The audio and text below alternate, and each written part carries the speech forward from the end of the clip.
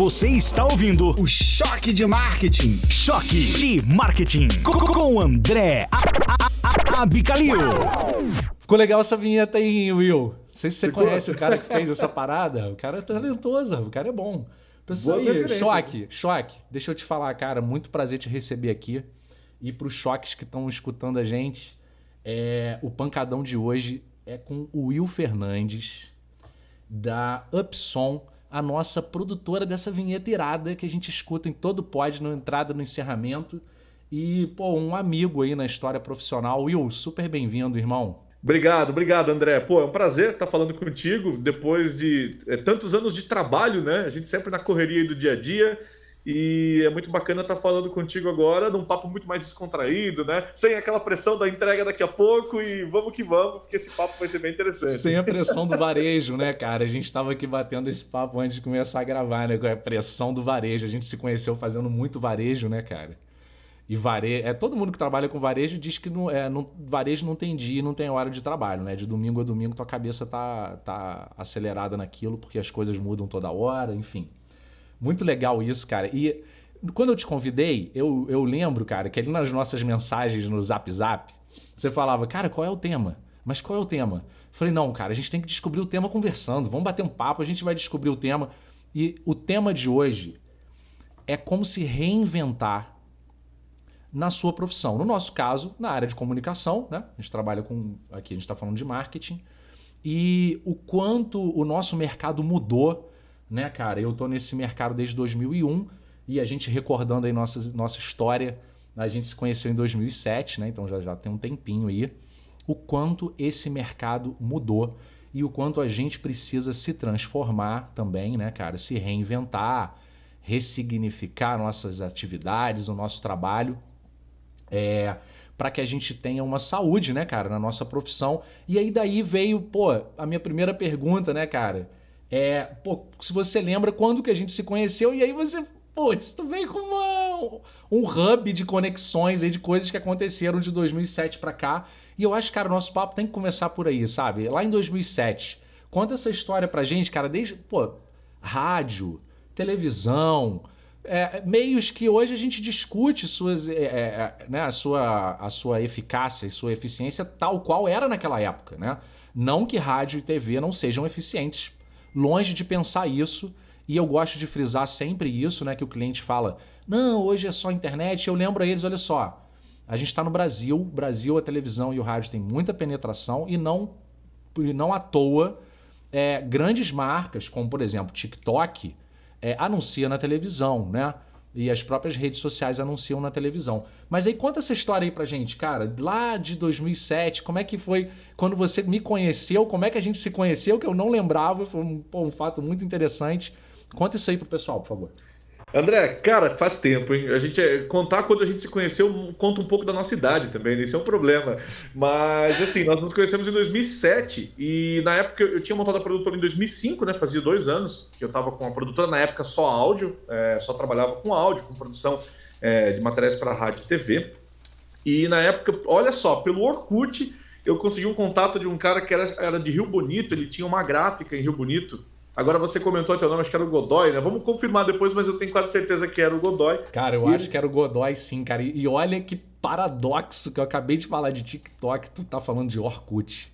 Será que todo mundo que tá ouvindo a gente lembra do Orkut, cara? Eu duvido, viu? Falando de mudança, olha, era a rede social, né, cara? E assim, vou fazer um comentário rapidinho para você ver como essas redes são cíclicas, né? Porque nós tínhamos o Orkut e aí tínhamos o Flogão, o Fotolog, que era o Instagram do começo da década de 2000, e depois o Instagram, que na verdade só mudou, é a mesma coisa, só que antes era pelo computador, você tinha que escanear a foto, e agora é pelo smartphone rapidinho, mas o sentido, o conceito da rede é basicamente o mesmo, né?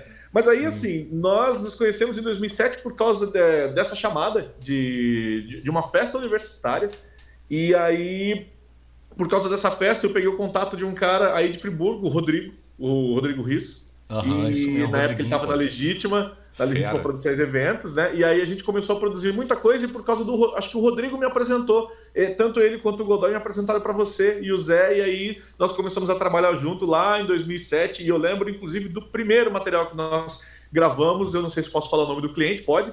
Pode, cara, pode falar o Foi a nome, Serraria pode. São José, ou São José Acabamentos. Foi o primeiro material que nós gravamos. Muito bom, cara. Infelizmente, a São José, como eu tinha comentado, ela encerrou as atividades em 2011 aqui na nossa cidade. A gente está em Nova Friburgo, no interior do Rio de Janeiro. Não sei se o pessoal lembra, mas em 2011 a gente teve uma catástrofe, né? Tida como, salvo engano, a maior catástrofe, né? Na história do Brasil. E afetou muito os negócios da cidade. Você tem uma noção, a São José, ela tinha mais de 45 anos, cara. Muita tradição. E infelizmente o negócio acabou encerrando. Legal. E aí, assim, nós começamos a trabalhar muito com publicidade, né? Nós fazíamos na época muito rádio e TV. Era uma outra época, nós não tínhamos smartphone, não existia WhatsApp, nós falávamos pelo MSN, pelo Skype, no computador, era tudo por e-mail. Tudo era mais lento, né? A internet não era tão rápida quanto hoje, nós não tínhamos tanto acesso a ferramentas, as ferramentas eram um pouco mais complexas, eram mais caras. E assim, nós vivíamos um outro momento, parece tanto tempo, né? Mas isso tem 14 anos, né? 14 anos, e já para saber como isso mudou nos últimos 14 anos, nós fazíamos muito varejo, que aliás na época era o que representava boa parte do faturamento da produtora, que era a produção para a rádio e TV, e isso depois de 2012, 2013 mudou completamente. E a gente lá na Layout, né, cara, a gente demandou bastante, né, cara? Você dizia aí até... num dado mês, uma representação assim significativa do faturamento do estúdio de vocês, né? Oriundo das nossas demandas, né, cara? Da agência. Sim, eu lembro que nós chegávamos a fazer, às vezes, 10 peças por dia, 10 materiais no dia de rádio, TV. Hoje isso é inimaginável, né? Não existe mais essa demanda de mídia para rádio e TV. Hoje as coisas assim são muito diferentes, mas na época a gente era troca de oferta, era varejo, concessionária, mercado, material de construção, e tudo isso tinha um dinamismo, uma velocidade muito rápida, né, para você poder divulgar os produtos dos clientes, e era correria, né? Era correria o dia todo. Sem dúvida, cara. A gente pensar no seguinte, olha só, a televisão, ele é um dinossauro. Não só porque ela é mais antiga, não estou dizendo que ela tá velha, não. Estou dizendo que ela é um bicho grande. Para uma televisão fazer uma mudança, cara, é lento. Não é uma coisa fácil. Você vê o sistema de TV brasileiro, foram 10 anos de implantação, né? Então não é uma coisa fácil. E na nossa época, a gente falava aqui sobre conhecimento para editar, né? Era tudo muito segmentado, você tinha que contratar uma empresa mesmo para fazer. Não tinha essa facilidade que a gente tem hoje de softwares e tal. E a própria tecnologia de entrega do material era uma coisa impeditiva. Você tinha que ter equipamento para converter naquela tecnologia. Você tinha que fazer reserva de espaço na televisão por um atendimento comercial. Era todo um processo muito oneroso, né? Muito oneroso. Hoje, cara, as repetidoras da Globo, por exemplo, a gente falando aí do maior player de televisão do Brasil, hoje o pequeno varejista, ele entra no portal lá, que agora eu não me recordo o nome do portal, ele escolhe o programa que ele quer anunciar, semelhante a algo como o Google. Como você entrar lá na sua plataforma, na sua dashboard lá como anunciante e escolher como é que você quer anunciar.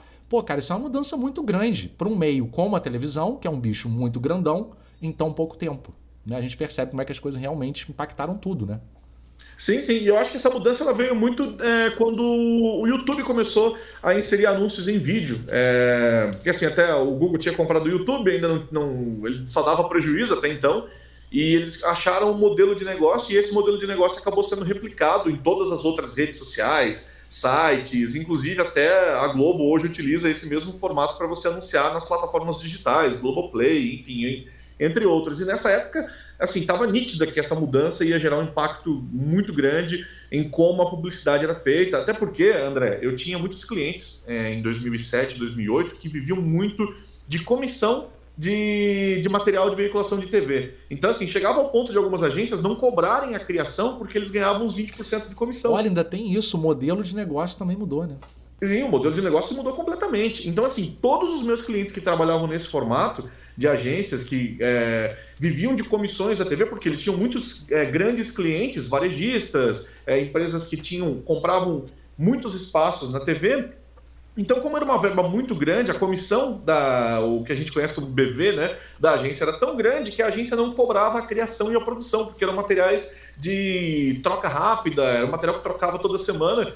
Às vezes é uma cartela, né? Cartela, oferta. Exatamente, exatamente. E quando esse formato começou a mudar, que até houve uma mudança do SEMP, né, do SEMP, as próprias agências entraram no novo modelo também de comissionamento, em que as agências cobrariam essa comissão direta do cliente, não era mais a TV que repassava. Antes era o veículo que recebia e fazia o repasse. Exatamente, exatamente. E também com o advento da internet, das pessoas anunciarem de uma forma muito mais barata na internet, todos os meus clientes que trabalhavam nesse formato apenas de varejo com foco em TV quebraram. Todos, sem exceção. Cara, olha que a gente está falando que você está ali no front, cara, né? Você está ali produzindo. Você é um ótimo termômetro. Quem está produzindo é um ótimo termômetro de mercado, né? Então, você vê, se você tiver com muita demanda de produção de varejo, por quê? Porque o varejo está aquecido, né? Naquele formato ali. Exatamente. Você é um termômetro. Esse fato que você está relatando, cara, isso é muito importante para quem ainda, que eu espero que seja uma fatia bem pequena de pessoas, ainda tem restrição com novas mídias. Porque é fato que estará fadado, né, ao insucesso, né, cara? Não tem outra via, né? Sim, sim. E um fato interessante, igual, por exemplo, eu que trabalho muito com gravação, com produção de conteúdo em áudio, vídeo, pela internet, quando isso começou a se popularizar lá em 2003, 2004, 2005, ainda não existia um modelo de como isso ia funcionar, como ia ser precificado. Por quê? Até então, você ia gravar um comercial, o cliente contratava um estúdio, aí o estúdio ligava pro locutor, o cara pegava o carrinho, ia lá no estúdio, tomava um café, entrava na cabine, gravava, editava, o cara gravava um CD, um MD, gravava um cartucho com esse material e enviava pro veículo. Quando a internet se popularizou e os equipamentos também ficaram mais baratos, você não mais precisava ir num grande estúdio. Você comprava uma interface de áudio, uma mesa de som, com um microfone USB, montava um estúdio no teu quarto, e isso possibilitou que dezenas, milhares de locutores pudessem obter a sua renda trabalhando em casa para N clientes. Antes o cara era funcionário do estúdio, ganhava ali um salário fixo, a partir de então ele podia atender 20, 30 clientes no quarto de casa. Então isso revolucionou o mercado, e na época também existia essa dificuldade de como precificar esse trabalho, e o mercado foi se ajustando, né? E eu acho que ele chegou no ápice ali em 2007, 2008, 2009, 2010, foi o ápice desse formato, desse mercado, com produtoras de áudio online, com esse formato de TV, de rádio e TV. A partir daí, com o crescimento da internet, com o crescimento dos anúncios na internet, veio uma outra coisa. Assim, e agora, como precificar uma produção para a internet? Porque no começo, não sei se você lembra, eu vou fazer um videozinho, mas é só para internet, não é para ter rádio e TV, é só para o Instagram. É meio que é verdade, cara. Tinha impregnado no discurso uma coisa que depreciava aquele formato, né? É tipo o pessoal fala hoje, maior, né? É tipo o pessoal fala hoje assim. Nas consultorias é muito comum perguntar, onde é que sua marca está ativada, né? Para a gente poder começar, para emergir no universo lá do cliente. A gente usa muito o Instagram, o Facebook não, porque se você anuncia no Instagram, a gente sabe que tem uma página no Facebook. Uhum. Não, o Facebook, é sempre assim. O Facebook a gente repete o que posta no Instagram, que é meio que isso aí, cara. O Facebook agora tem uma visão meio depreciada, né? Por causa desse grande crescimento de novos usuários do Insta e tal. E é meio que esse sentimento que eu tenho hoje com o Facebook, cara. Olha que doideira. O monstro que é o Facebook, né? Exatamente. E isso não só. O YouTube, por exemplo, muitos clientes no começo, no início desses anúncios, eu preciso de um orçamento, mas é um videozinho pro YouTube, a gente vai colocar ali no anúncio aqui do YouTube, não é nada de TV e de rádio, né? Então, e hoje... Não é nada importante, não é nada importante. Porque a gente atribui importância ao valor que você está pagando por aquilo. Exatamente. Como era muito mais caro anunciar na TV, cara, lá tem que ser um negócio muito maneiro. Agora aqui, eu vou botar 20 prata ali por dia, 10 reais por dia, pode ser uma coisinha pro YouTube. Exatamente. E aí, com o tempo também, dessa mesma forma, o mercado ele foi se ajustando a esse novo formato, e hoje você tem empresas que, contratam super produções para fazer um vídeo que nem vai para TV, ele fica só no YouTube, no Instagram. Não, mega eventos, né, cara? Tem uns eventos irados que acontecem no YouTube. Em tempo de pandemia, acho que não teve ninguém aqui que não acompanhou um evento online, né? Pô, e o YouTube eu acho uma baita plataforma. Dá pra gente fazer um pod falando só sobre o YouTube, cara, que é sensacional. E aí tu falava da mudança de mercado, de quando o YouTube chegou na sua vida e o tipo de mudança de formato, o que vocês começaram a produzir. Exatamente. E nessa época, eu lembro que eu comentava muito com os amigos que esse formato que nós fazíamos de varejo, de troca de oferta, isso tinha uma tendência a diminuir muito. Por quê? Além do anúncio no YouTube ele ser mais barato, as ferramentas na época também elas começaram a mudar. A Adobe, que ela reina quase absoluto no mercado de produção, por conta de Photoshop, Illustrator, XD, After Effects, Adobe Premiere, que é todo o ecossistema utilizado para produzir comerciais, produzir vídeos, né, que a grande maioria das produtoras utiliza. Imagem, né, de modo geral, para publicidade, né? Imagem. Exatamente, isso era tudo muito caro. Para você montar uma máquina para editar vídeo era absurdamente caro. Para você comprar essa plataforma, tanto que muita gente usava pirata, né? Mas para comprar esses softwares era muito caro. Então toda a estrutura para produzir era muito cara. A partir desse momento, a Adobe lançou uma assinatura que no plano ali, numa promoção de Black Friday, você paga R$100 por mês e tem toda a plataforma disponível. Os softwares que antes custavam $1.000, hoje você compra um software de mixagem de áudio por $50, $40, tem até versões gratuitas. Tá aí mais uma vez mudança do modelo de negócio, né, cara? Tá tudo transformado, né? Exatamente, aí você tem o Canva, um aplicativo que hoje você cria artes para qualquer coisa. Então, assim, tudo isso fez com que o acesso a esse tipo de conteúdo não ficasse mais restrito a uma agência, a uma produtora de vídeo, a uma produtora de áudio. Hoje, qualquer pessoa com o mínimo de conhecimento, ela consegue produzir. Claro, não com a mesma qualidade técnica, às vezes não com o mesmo feeling, um texto bem feito, é diferente. Uma produção caseira é muito diferente de quando você contrata profissionais. Mas um cara que às vezes tem pouca verba, ele quer colocar o material na internet, ele dá um jeito e põe. E depois, com o tempo, com a evolução, ele acaba contratando alguém para profissionalizar e melhorar a qualidade desse material. Mas, para começar, ele mesmo faz. Então, aquele cliente que às vezes pagava por algo simples, ele deixou de pagar por esse algo simples. E aí, quem ficou no mercado? Quem se reinventou e quem consegue entregar muito mais do que só o arroz com feijão para o cliente. E aí foi essa grande mudança. Quem trabalhava só com arroz com feijão, morreu. Exatamente, cara. Não dá mais para ficar fazendo o trabalho basiquete, porque o basiquete, o cliente hoje tem software para ele fazer sozinho, né? Tem tecnologia para que ele faça sozinho, né, cara? Então isso aí, realmente, o que você está falando é o darwinismo profissional, né, cara? Isso aí é a evolução da profissão. Quem não acompanha realmente não tem espaço. E nesse mercado, a mudança é veloz demais.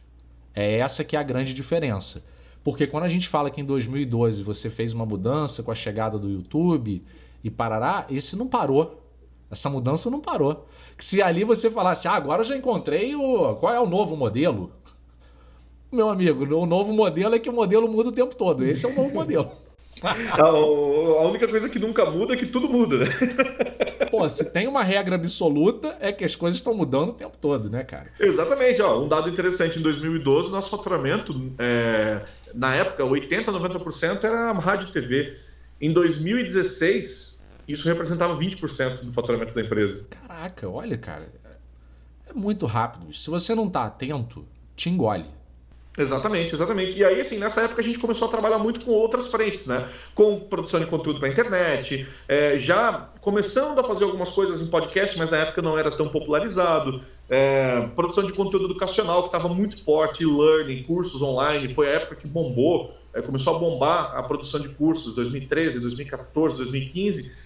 E aí foi quando eu percebi que para crescer, para que a empresa continuasse crescendo, a gente precisava assumir um pouco mais o controle da produção. Não mais ser um mero fornecedor, mas sim você ter o controle desde a criação, da produção e da ativação desse conteúdo.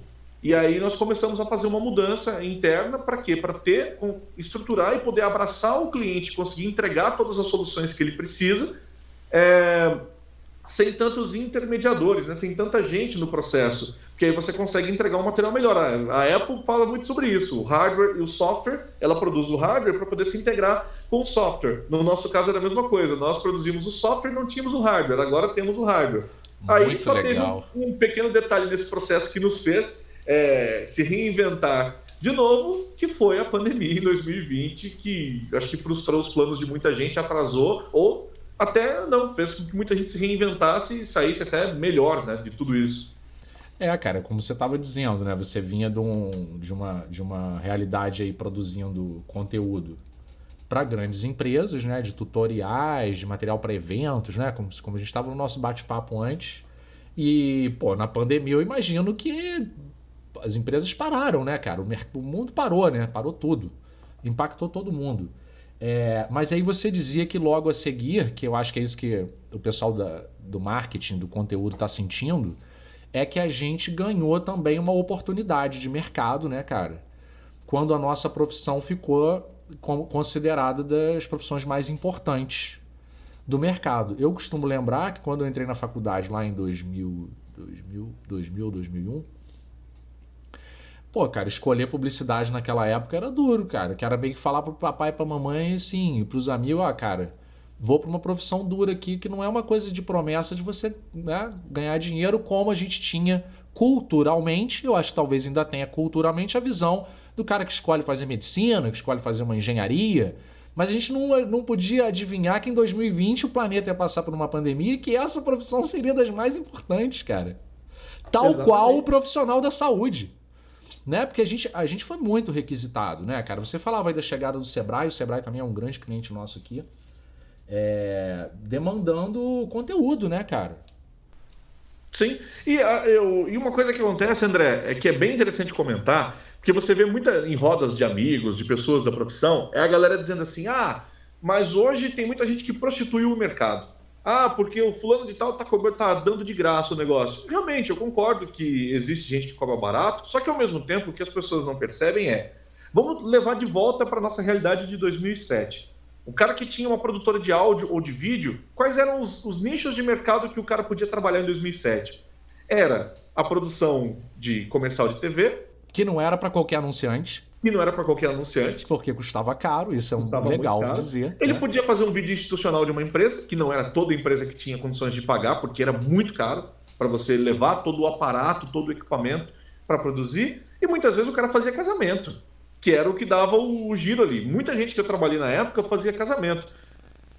Hoje todo mundo tem uma produtora, todo mundo edita vídeo, mas olha a quantidade de possibilidades que você tem para produzir teórica, entre aspas, o mesmo tipo de produto, mas hoje você faz vídeo para TV. Hoje, uma emissora de rádio precisa de vídeo, porque ele precisa divulgar isso na internet. Você pode atender pequenos clientes, você tem empresas de varejo, tem empresas que trabalham com mídia indoor, quem trabalha com eventos, quem trabalha com educação, produção de cursos. Cara, e mais, tudo isso que você está falando, cara, e mais, o indicador mais importante de qualquer mercado é o consumo. O indicador mais importante de qualquer mercado é o consumo. Lá em 2007, como a gente está dizendo, já tinha internet. Não como hoje, mas já tinha internet. Mas a gente não tinha uma internet móvel como a gente tem hoje. A gente não tinha smartphones tão poderosos como a gente tem hoje. O que acontece? Hoje a gente consome muito mais mídia. Exatamente. Então, cara, o consumo subiu. Caramba, o mercado onde eu vendo produto ou serviço, o consumo aumentou. É lógico que vai aumentar a oferta, né? E marketing, cara, tem muita gente ofertando. Tem gente prostituindo. Não sei se esse é o melhor termo. Agora, é certo que, se você faz uma coisa simples, não dá mais para ficar vendendo valor que não existe. Exatamente. Você tem que entregar valor de verdade. Para quem entrega valor de verdade, não dá para prostituir, cara. Sabe por quê? Não dá para eu atender 100 empresas entregando valor de verdade. Só dá para atender 100 empresas entregando serviços simples. Esses têm que custar barato mesmo, poxa. Tem que custar barato, cara. Vou te dar um exemplo. Alguém contrata a gente para fazer uma apresentação. Me contratou para fazer uma apresentação. Na época, lá em 2007, eu tinha que ter um designer, tinha que ter licença de software, tinha que ter um redator para construir uma apresentação. Um PDF que fosse, um PowerPoint. Hoje você entra no Canva, a licença é gratuita, o template de design está pronto, você só precisa ser letrado e ter bom senso, bom gosto. Aí tudo bem, aí vai do talento, vai da valência de cada indivíduo. Mas olha como é que ficou mais fácil. Não dá para cobrar o mesmo preço que você cobraria numa apresentação de 20 páginas corporativa em 2007 do que você executa hoje no Canva. Isso é uma verdade, cara. Só dá para entregar com valor o que tem valor. O que é simples ficou mais barato. e ponto.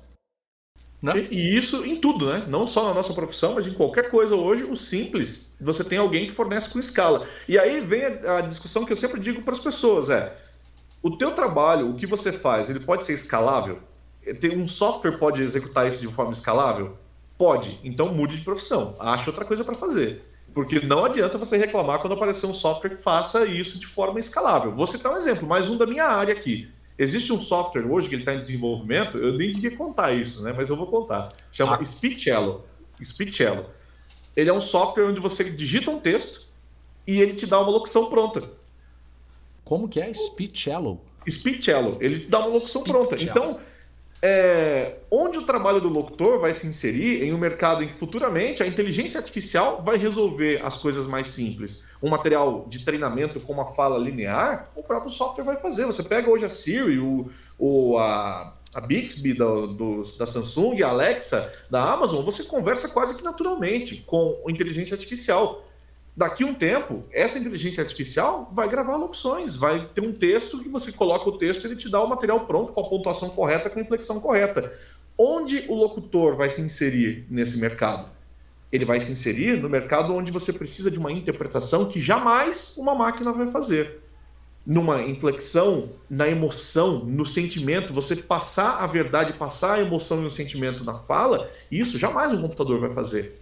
E é esse o profissional que vai ser valorizado no futuro. O cara que faz uma leitura de um texto de forma linear, esse vai ter que se reinventar. Porque o próprio computador, a própria inteligência artificial vai fazer.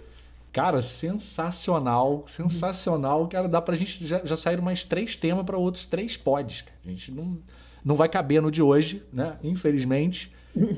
Eu preciso te agradecer demais, irmão, por você ter aceitado o convite, por conseguir reservar a tua agenda. Eu sei que é uma correria.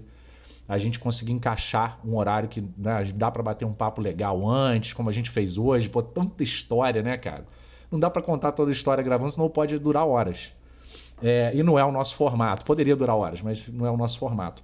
E, pô, cara, então, mais uma vez te agradecendo. Eu tenho falado com os convidados que eu não dou tchau. Até a próxima, né, cara? Porque eu quero te convidar aqui mais vezes. E, pô, como tu tá aqui no grupo, né, cara? O Will...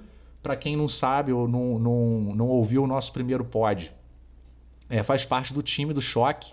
Então, o Choque de Marketing, nós somos 4, né? Eu, o Will, o Naaman e o Jefferson, que está sempre nos créditos dos nossos pods, estará hoje também. E, irmão, é isso, cara. Quero te agradecer demais aí. Obrigado mesmo por tu estar aqui com a gente. Poxa, André, eu que agradeço. E assim, quero também comentar que você, tanto você quanto o Zé na Layout, foram os caras que fizeram parte aí da minha vida profissional também. Porque vocês foram nossos clientes aí lá no comecinho, quando a produtora ainda estava começando, a gente tinha talvez ali 10 clientes na época, né? E assim, a gente passou por muito aprendizado, muito perrengue junto, muita entrega, muita coisa para resolver. A gente teve muita troca de trabalho, vocês na época criaram a nossa identidade visual também. É verdade, caraca. Vocês criaram, então assim, eu tenho...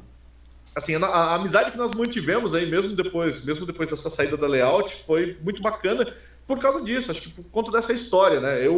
Parte do crescimento profissional, tanto da minha produtora da Prodígio, que hoje produz vídeo, quanto da Upsom, que ficou com a produtora de áudio, tem a tua história marcada, pô. Muita coisa graças a você, graças ao nosso relacionamento, esse networking que a gente construiu aí durante todos esses anos. E sim, que não parou contigo, porque graças aos contatos que eu tive contigo na Layout, eu fechei muitos outros contatos e essa rede se estendeu aí por muitas pessoas. Então, assim, fica uma dica para a galera que está ouvindo o podcast: façam muito network, conheçam pessoas, conversem, participem de cursos, porque isso te leva longe. Networking te leva longe, mas acho que esse vai ficar um tema aí para um outro podcast. Pô, sensacional. É o propósito do nosso pod, a gente falava disso, né, cara? O nosso propósito é networking e é a força que tem, né? Acho que é a força mais importante, né, na nossa jornada profissional. E na aba do pod de hoje, meu amigo, tem marca pra caramba. Tem marca que infelizmente já não está mais no mercado. A Legítima, ela, salvo engano, hoje se chama Teia, que é a empresa de produção de eventos. A São José Acabamentos, infelizmente, era uma empresa tradicional aqui da nossa cidade.